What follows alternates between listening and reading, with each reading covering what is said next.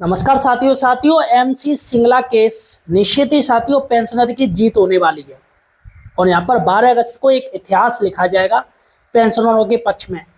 और कई सालों की जो पेंशनरों की मेहनत है वो साथियों रंग लाएगी। सबसे बड़ी बात है, तमाम पेंशनर, लाखों की संख्या में पेंशनर जिनकी डेथ हो चुकी है साथियों, उनकी मौत हो चुकी है। लेकिन साथियों जो पेंशनर बच्चे हैं, अब साथियों उनको उनके हक का हिस्सा मिलने वाला है यह साथियों, और उनकी जीत होने वाली है साथियों। ये जो पेंशन मुद्दा है वो सिर्फ और सिर्फ रेगुलेशन 35 पैराग्राफ 1 पर टिका है। आप जान लीजिए 2003 में जो संशोधन किया गया, पहले रेगुलेशन 35 बोला जाता था 2003 से पहले, लेकिन जैसे ही संशोधन हुआ तो रेगुलेशन 35 पैराग्राफ 1 यानी उप हो गया ना, वही उसमें संशोधन हो गया तो वो पैराग्राफ 1 अब उसमें जोड़ दिया। लेकिन साथियों सबसे बड़ी बात है कि रेगुलेशन 35 पैराग्राफ 1 में साथियों सबसे जो महत्वपूर्ण मुद्दा है वो है, जो मेन पॉइंट है वो है अपेंडिक्स फर्स्ट। अपेंडिक्स फर्स्ट क्या है? वो अपेंडिक्स फर्स्ट में ही साथियों सब कुछ पेंशन अपडेशन से सारा का सारा फॉर्मूला उसी में रखा है। जी हाँ साथियों, आईबीए का कहना है कि हमने रेगुलेशन 35 में चेंज किया, लेकिन अपेंडिक्स में हमने चेंज नहीं किया है। तो यहाँ पर साथियों आईबीए ये कह रही है, अब पेंशनरों को सुप्रीम कोर्ट को ये बताना पड़ेगा, उनको मनाना पड़ेगा कि चाहे कुछ भी हो, चाहे सेक्शन के अंदर आपने चेंजेस किया हो या बाहर किया हो, उससे कोई मतलब नहीं है। रेगुलेशन 35 मेन रहेगा। अब चाहे उसमें आप कितने चेंजेस कर दो, वो चेंजेस बदलते रहते हैं। तो अपेंडिक्स फर्स्ट जो इसी का हिस्सा है साथियों, आज हम चर्चा करेंगे किस तरीके से अपेंडिक्स फर्स्ट को लेके साथियों 12 अगस्त को लड़ाई होगी। और आज मैं आपको बताऊंगा किसकी तरफ अपेंडिक्स फर्स्ट जा रहा है, आखिर किसका किसको फ़ायदा मिलेगा। इस वीडियो में पूरी जानकारी दूंगा, इसलिए साथियों इस वीडियो को यार पूरा ज़रूर देखिएगा और चैनल को सब्सक्राइब कीजिए। जी हाँ साथियों, हमें सपोर्ट ज़रूर कीजिएगा। सबसे बड़ी बात है साथियों, मैं आपको बता दूं, ये जो अब मैं आपको बात बताने जा रहा हूँ वो तकनीकी है, थोड़ी टेक्निकल चीज़ है, थोड़ा मैथमेटिक्स है इसमें, चूँकि इम्पोर्टेंट चीज़ है साथियों और आपको जानना चाहिए किस तरीका किसके लिए ये लाभ होने वाला है, कौन फ़ायदा उठाएगा इसको। इस वीडियो में आपको पूरी जानकारी देने जा रहा हूँ, देखिएगा साथियों। पहली बड़ी बात है रेगुलेशन 35 पैराग्राफ 1। अब इस पर साथियों चर्चा हो रही है। सुप्रीम कोर्ट ने सीधे सीधे रेगुलेशन 35 की बात कर दी है। इस पर पूरा का पूरा पेंशन अपडेशन करने का फॉर्मूला जमा है, इसी में सब कुछ निहित है, इसी से फॉर्मूला बनाया जाता है। अब इसके अंदर साथियों पेंशन को अपेंडिक्स फर्स्ट फॉर्मूले के अनुसार अपडेट किया जाएगा। जी हाँ साथियों, इसके अनुसार किया जाएगा, क्योंकि इसमें ही साथियों इसके अंदर ही ये फॉर्मूला है अपेंडिक्स फर्स्ट, उसी के अनुसार आपकी पेंशन कैलकुलेशन होती है, कैलकुलेशन बनती है। अब मैं आपको कैलकुलेशन पूरी बताऊंगा किस तरीके से बनेगी आपकी। तो अपेंडिक्स फर्स्ट साथियों ये फार्मूला लागू होता है। अब यहाँ पर आईबीए यही कह रही है कि भैया अपेंडिक्स से क्या मतलब है, भैया आपको तो हमारा अपेंडिक्स तो वही चल रहा है, इसमें उसमें हमने चेंज नहीं किया है। तो कायदा ये कह रहा है कि भाई हमारा बात मानना होनी चाहिए। आईबीए कह रहा हमारी बात मानी जानी चाहिए। लेकिन तमाम पेंशनर कह रहे हैं कि भाई आपने रेगुलेशन 35 में चेंज तो किया, अब चाहे आपने उसके अंदर किया या ना किया, अपेंडिक्स फर्स्ट में किया या नहीं किया, सेकंड में किया या नहीं किया, हमें उससे मतलब नहीं। मतलब साथियों ये एक ऐसा होता है जैसे आप कहीं पर किराए पर रह रहे हो, कहीं पर किराए पे रह रहे हो, और ऐसे में आपको वो कमरा खाली करना पड़े, तो क्या सामान आप वहीं पर छोड़ जाओगे? सामान आप क्या वहीं पर छोड़ जाओगे? नहीं छोड़ोगे ना, तो कमरे खाली करोगे तो आप सामान पूरा ले जाओगे। ठीक वैसा ही होता है जैसे खाली कुआं है, उसमें पानी भरा है, और कोई कहे कि भैया कुआं हमने ले लिया है, तो कुआं उसने ले लिया तो कायदा कहता पानी भी उसी का होगा। एक आपने कहानी भी सुनी होगी, तेनालीराम की थी, कि दो लोग जाते हैं महाराज के पास, वहाँ में एक कहता सर मैंने कुआं बेच दिया है लेकिन उसमें पानी नहीं बेचा है, तो पानी पे हक मेरा है। और वो जो इंसान गरीब था वो कह रहा साहब हमने कुआं लिया है तो पानी का हक मेरा है। तो यहाँ पर साथियों तेनालीराम ने बड़ी चतुराई से बात करी। तो कहने का मतलब ये है, भले ही आपने कुआं बेच दिया हो लेकिन उसके अंदर जो चीज़ है वो तो आपकी रहेगी। उन्होंने एग्जाम्पल दिया, अगर आप कहीं कमरे में रह रहे हो तो कमरा खाली करोगे तो क्या सामान वहीं छोड़ दोगे?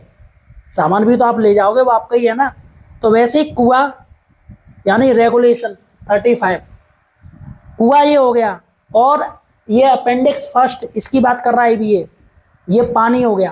तो जब कुएं में बदलाव किया गया तो पानी में वैसे ही हो जाएगा बदलाव भाई, वो सभी के लिए होगा लागू।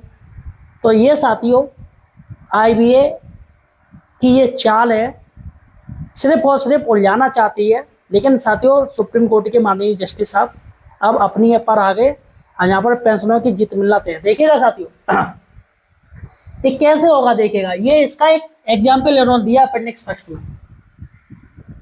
क्या होगा कि ये फॉर्मूला है, फॉर्मूला मैं आपको समझाऊं कैसे क्या फॉर्मूला होता है। देखिएगा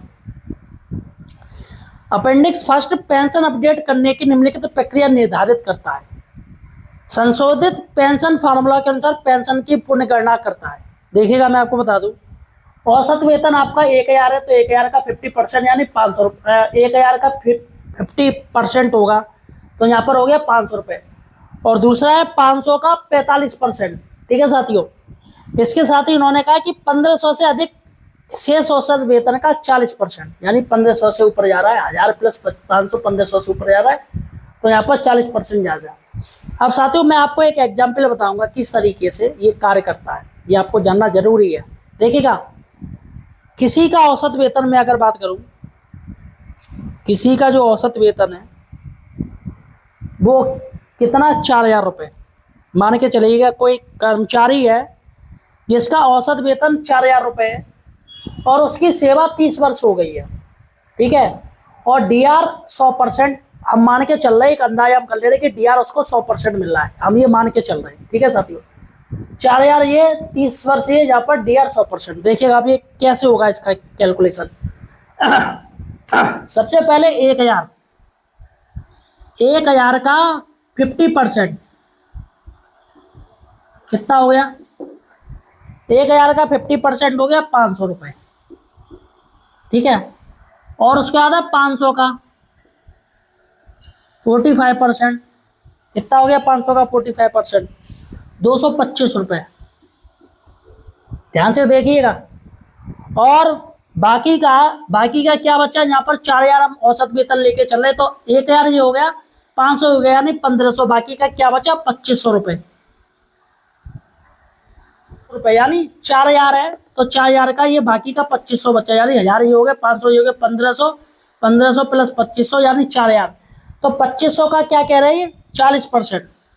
यहाँ पर 40% निकलेगा यानी 2500 का आपका हो गया, कितना हो गया? 40%, 1000 रुपये। अब ये ध्यान से देखिए, इस पर ये पूरी की पूरी कैलकुलेशन चलेगी। अगर हम इसको जोड़ दें साथियों, इन तीनों को जोड़ दें तो क्या आएगा? 1725 आएगा। ठीक है, अब इसमें साथियों दूसरा काम अब आपको क्या करना पड़ेगा, यहाँ पर ये हमारा कैलकुलेशन आ गया। अब इसमें सेकंड वर्क है कि सेवानिवृत्ति से पहले के अंतिम 10 महीनों के औसत वेतन का 50% निकालें। सेवानिवृत्ति से पहले 10 महीने का जो औसत वेतन था उसका 50%। तो यहाँ पर साथियों, यहाँ पर ये 4000 रुपये से मिल रहा था, मान के चलो 4000 मिल रहा था इसे। अब 4000 का 50% क्या हो गया? 2000 रुपये। यहाँ पर 2000 रुपये हो गया। ठीक है, अब इसमें साथियों पहले चरण का जो आया है इसमें ये जोड़ दिया जाए। इसमें जोड़िए, कितना हो गया? 1725। तो यहाँ पर जो टोटल आएगा क्या आएगा? 3450। भैया बैंक वालन की बड़ी कैलकुलेशन टेढ़ी होती, बड़ी हार्ड होती। तो पहला स्टेप ये हो गया, फर्स्ट स्टेप। दूसरा स्टेप ये हो गया बी। अब चलेंगे तीसरे स्टेप पे। 3450 यहाँ पर आ गया साथियों। अब तीसरे स्टेप हम ले लें तो तीसरा स्टेप है, इसमें कौन सा है? ये वाला जो 40% 2000 रुपये आया। तो 2000 रुपये ये तीसरे स्टेप में 2000 रुपये ये 50% आया है, और प्लस ये वाला कौन सा है? 3450। तो यहाँ पर टोटल क्या होगा? 5450। ठीक है साथियों, यहाँ पर 5,450 रुपये आपका हो गया। थोड़ा नीचे कर लो, ये चलेगा। 5,450 हो गया। अब साथियों, अब हमें इसको सेवा से जो चौथा पॉइंट है डी वाला, अब हम इसको सेवा के अनुसार तय करेंगे, इसको सेवा के अनुसार तय करेंगे। तो यहाँ पर 5,450 और यहाँ पर कितनी हो गई साथियों, 30 वर्ष, यानी 30 वर्ष हो गई। तो यहाँ पर 30 वर्ष भाग 33, क्योंकि रिटायरमेंट 33 साल में होता है, 33 साल में होता है रिटायरमेंट। तो यहाँ पर 30 साल में वो ले रहा है वीआरएस, जो भी कुछ ले रहा है। तो यहाँ पर 33, पहले साथियों होती थी 30, अब बढ़ा दी गई है, तो अभी के अनुसार काम हो रहा है। तो यहाँ पर 33 हो गया। तो यहाँ पर जो निकल के आएगा वो आएगा 4,955, क्योंकि यहाँ पर 3 साल का लेस हो जाएगा। 5,450 में इतना कम हो जाएगा, 4,955। यही साथियों आपकी पेंशन अपडेशन है, यही वाला हिस्सा, ऐसे आपकी पेंशन अपडेशन होती है। आप जान लीजिए, इस तरीके से पेंशन अपडेशन करते हैं। इस फॉर्मूले में 4 काम होते हैं, 4 काम होते हैं, 1 2 3 4। कौन कौन से? संशोधित फॉर्मूले से पेंशन निकालें, उसके बाद अंतिम 10 महीनों के औसत वेतन का 50% निकालें, यहाँ पर हमने निकाल दिया।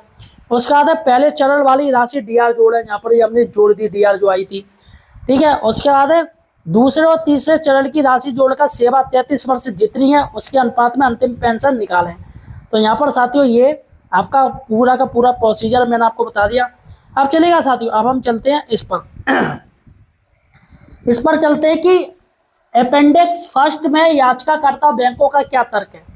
इसका साथियों मैं आपको बता दूं, सबसे बड़ा मैटर इसी में अटका पड़ा है। 2003 के संशोधन के बाद विनिमय 35 यानी रेगुलेशन 35 सेक्शन 1 में यह प्रावधान किया गया था, क्या था, जहां पेंशन लागू हो, यानी मूल पेंशन, बेसिक पेंशन और एडिशनल पेंशन को अपेंडिक्स फर्स्ट में दिए गए फार्मूले के अनुसार अपडेट किया जाएगा।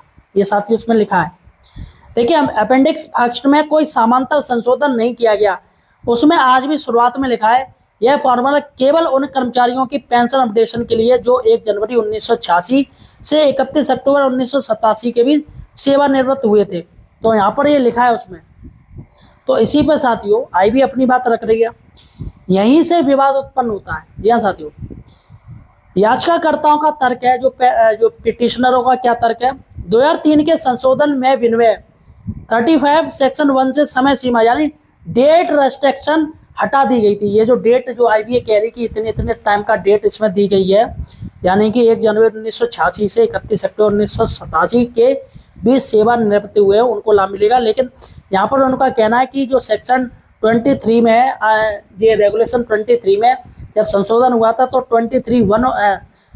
रेगुलेशन 35 में जब संशोधन किया गया था तो रेगुलेशन 35 पैराग्राफ 1 हो गया। तो उसमें ये जो डेट का जो टाइम ड्यूरेशन उसे हटा दिया गया। इसलिए अपेंडिक्स फर्स्ट को केवल पेंशन अपडेट की गणना के रूप में माना जाना चाहिए, ना कि लाभार्थियों की सीमा तय करने का प्रावधान। ठीक है, यदि ऐसा नहीं माना गया तो 2003 का संशोधन निष्प्रभावी हो जाएगा, यानी मीनिंगलेस हो जाएगा। क्या मतलब, जो संशोधन क्या है जब आप उसमें ये रखोगे तो क्या मतलब। सबसे बड़ी बात है बैंकों ने क्या दिया तर्क अपना, आईबीए की तरफ से, बैंकों की तरफ से क्या तर्क है। अपेंडिक्स फर्स्ट में आज भी स्पष्ट रूप से केवल 1 जनवरी 1986 से 31 अक्टूबर 1987 के बीच सेवानिवृत्त कर्मचारियों तक सीमित है। इसलिए बाद में सेवानिवृत्त कर्मचारियों के लिए कोई वैध अपडेशन फार्मूला मौजूद नहीं है जब तक के नियमों में पुनः संशोधन न किया जाए। 12 अगस्त की सुनवाई का महत्व क्यों है साथियों। संभव है कि 12 अगस्त को सर्वोच्च न्यायालय इस महत्वपूर्ण कानूनी प्रश्न पर भी निर्णय दे। यदि न्यायालय पेंशन अपडेशन के लिए अपेंडिक्स फर्स्ट को सभी पात्र पेंशनरों के लिए आधार मान लेता है, यानी बेस फार्मूला मान लेता है, तो यह पेंशनरों के पक्ष में एक महत्वपूर्ण निर्णय हो सकता है।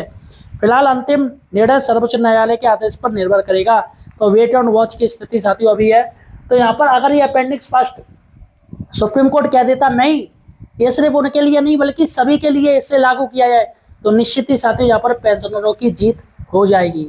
तो फिलहाल साथियों ये पूरा कैलकुलेशन था, थोड़ा मेरी भी सर के ऊपर से निकल गया, लेकिन फिलहाल साथियों आपका क्या कहना है मुझे कमेंट सेक्शन में जरूर बताइए और इस वीडियो को शेयर जरूर कीजिए। धन्यवाद।